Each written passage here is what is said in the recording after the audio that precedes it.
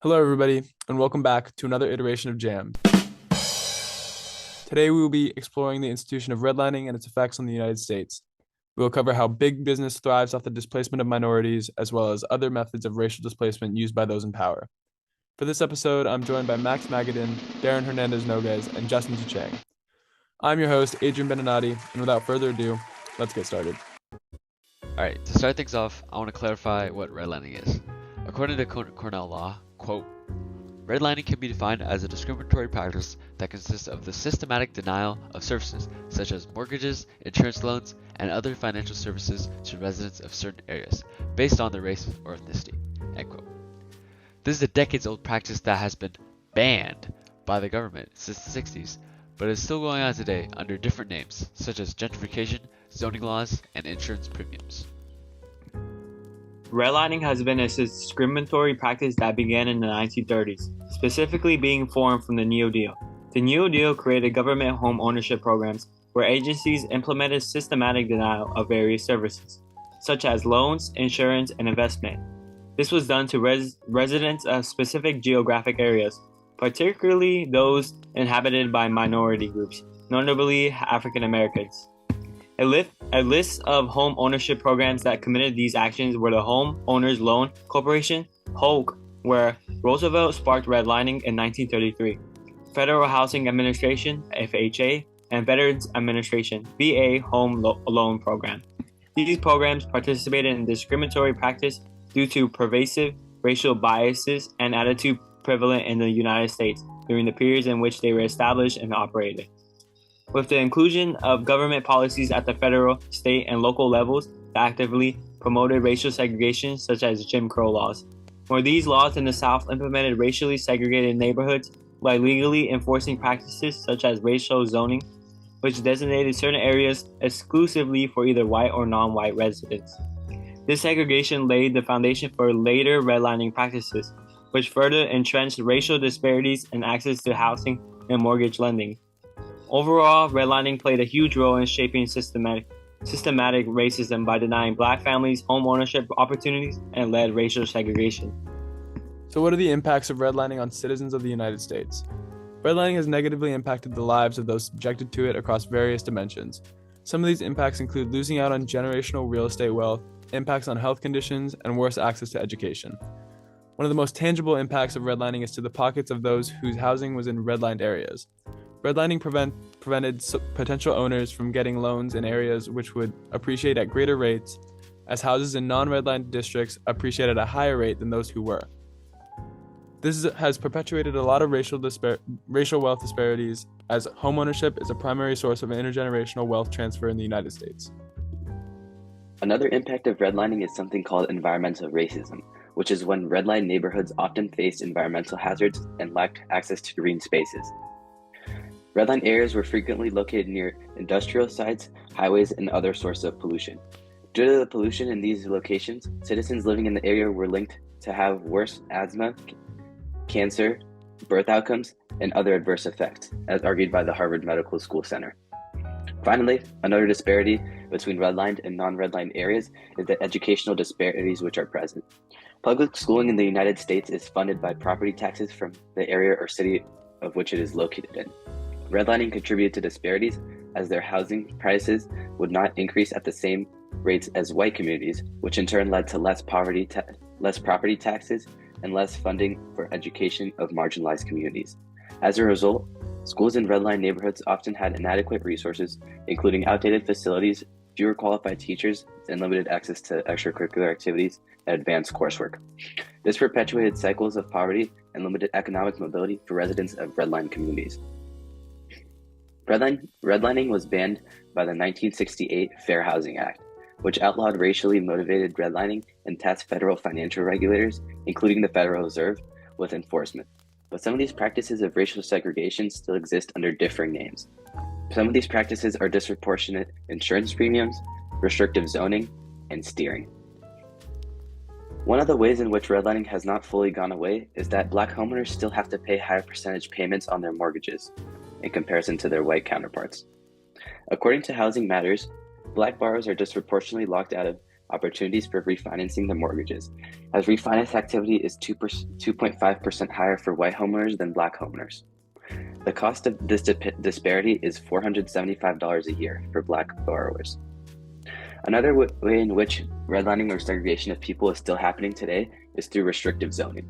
It allows for exclusionary enclaves, as there can be municipal fragmentation. For example, limits to the construction of multifamily housing correlate highly with economic and racial ethnic segregation and concentration of affluent households. This can be seen in affluent areas such as Mellow Atherton, where zoning permits only single-family homes per acre and no sidewalks, which causes the median house price in Atherton to be $7.3 million. Since no family outside of the top 1% can afford a single-family home that spans in 1 acre due to permits, this allows for there to be a racial makeup of Atherton, according to the World Population Review, to be 71% white and 19.5% Asian, leaving only 5% for all other communities of color. Finally, a less systematic and more insidious approach towards segregation of races is a practice called steering. Steering, according to Bakewright, is the legal practice of directing a prospective homebuyer toward or away from a particular neighborhood or area based on protected characteristics. This allows for communities to stay segregated and potentially put people of color in areas which may not be as good as them for them and suffer similar consequences to those of redlining. This can be seen through a test conducted by the Newsday, as Long Island real estate agents directed white and minority groups into different communities at a 24% rate. One of the most prominent practices still in place today is gentrification. Neighborhoods such as Harlem that have been subjected to redlining are now being bought out by wealthier groups, pushing out the current community by driving up their home prices. This is the same community of minorities who are being pushed out of the very space that they were forced into decades ago and have now made their homes. Another local example of this is the Mission District in San Francisco. Historically populated by Latino communities, the Mission has been heavily impacted by the boom of tech in the West after the dot-com bubble. Tech companies began to move into low rent spaces of this historic district, and with them came a wave of $14 coffee shops, vinyl stores, and $1.5 million mortgages. What is gentrification driven by? The answer is profit. Using San Francisco and the Bay Area as an example, tech companies and startups often profit heavily from gentrification.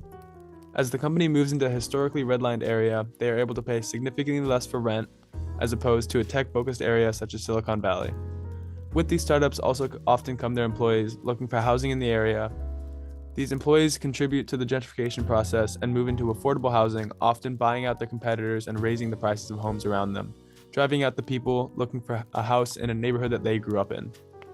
After the employees move in, retailers and other big businesses will move in to support the younger employee crowd.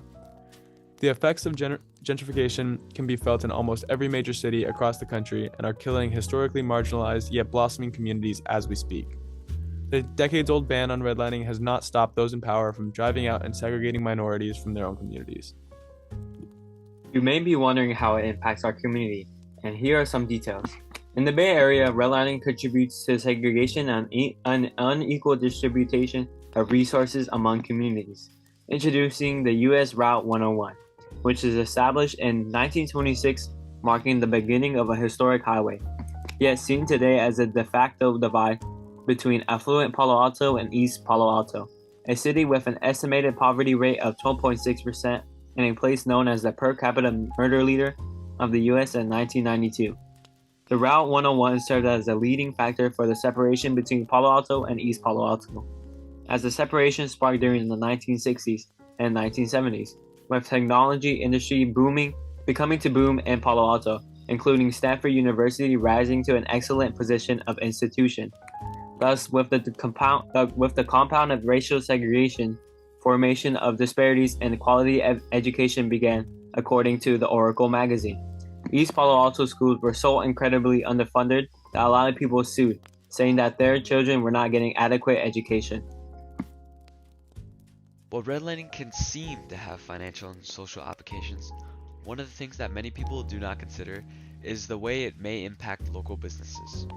One of the ways that redlining impacts businesses is that it causes a lack of small businesses in lower income areas due to, quote, constrained access to credit by companies in lower income areas and black-owned businesses, end quote. according to Grand Valley State University.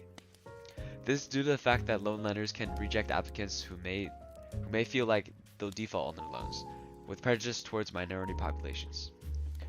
Small businesses are also negatively impacted in lower income areas because they rely on the citizens to provide financial support, which is pretty hard to do if they're overpaying their mortgages or other programs that isn't supplied by the city. Although redlining can stand in the way of small businesses, big corporations use the lack of competition to their advantage. Walmart uses the lack and struggle of small businesses in lower income areas to create a monopoly on the city by using their corporate funding and resources to provide accessibility to groceries and all kinds of goods. This can be seen in our local Bay Area, as Walmart, for instance, has 0 locations in the greater peninsula region, with the closest store to San Mateo being a location in Union City in the East Bay, about an hour away. Another example of this is Amazon's practices in their fulfillment centers. In areas like San Bernardino, which are under the poverty line, Amazon fulfillment centers contrast their wealth in the faces of the communities near them. Consumer reports found that, and I quote, 57% of Amazon's warehouses are in neighborhoods with a greater share of low-income residents than typical for the metro area they're in, end quote. Not only do these fulfillment centers take advantage of their employees, as seen as a New York Times article on these fulfillment centers that found that, and I quote, there is a palpable fear that if workers don't meet specified quotas, they'll be fired. This has led to workers calling for a union. A union drive in Alabama was attempted, but was thwarted and didn't succeed, end quote. These centers also pollute the environment surrounding them, causing more disparities for the surrounding communities. A University of Washington research team found that, and I quote, Amazon's last mile warehouses deliver more pollution than packages to people living nearby. People who live within 2 miles of these hubs are exposed to more delivery-related air pollution than people in outlying areas, end quote. The cheap manual labor found in these often redlined districts, coupled with the disregard from the rest of society, create the perfect warehousing setup for pure profit. These huge companies take advantage and use systematically marginalized communities as a tool for their own corporate greed. And finally, why does this all matter to you? Why should you care about redlining? Addressing redlining face-to-face combats institutionalized discrimination. By acknowledging the damages caused by redlining over several generations, we begin to rectify past injustices and work towards a more equitable society. Not only we can look back on the past, but we can use redlining as a guideline to prevent future displacement and systemic discrimination, leading to more diverse, economically prosperous, and inclusive communities across America. And that just about wraps up our episode for today. Thanks for tuning in, and we hope to see you again for next week's episode. Jammed out.